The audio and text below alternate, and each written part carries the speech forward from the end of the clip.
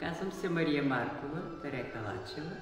Да се надявам, че много от нашите бургазии и околностите много често са слушали нашите таланти, които вече 7 години разнасят народната песен.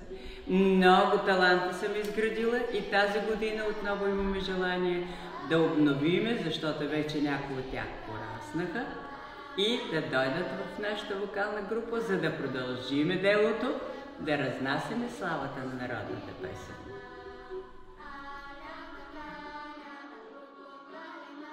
Аз се казвам София Червенкова и съм на 6 години. Аз съм Виктория Стоева и другия месец навършвам 12 години. Аз се занимавам с пеене от много време.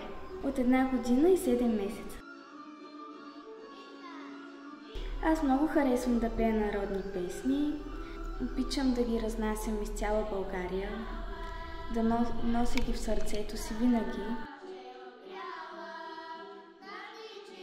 Вече 7 година съм художествен ръководител на вокална група, битова вокална група Зеленика. Много са нашите награди, както виждате и тук, вижте колко много ги имаме.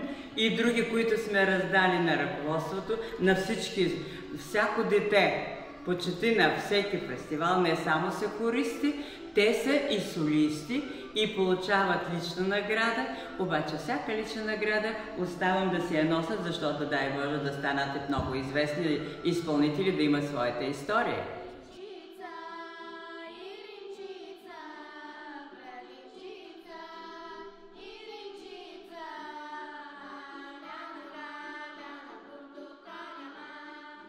И София и първа награда, и Викито първа награда от последната наша изява в град Каменова. Това беше съвсем скоро, на 6 септември.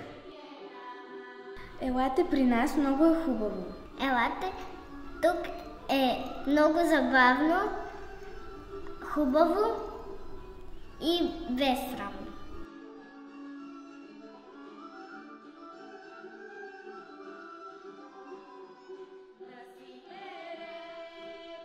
Чао, миличка! И не забравяй, че търсим още деца, нали?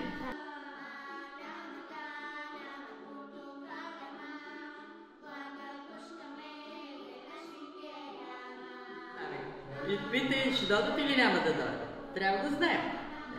Приятна вечер!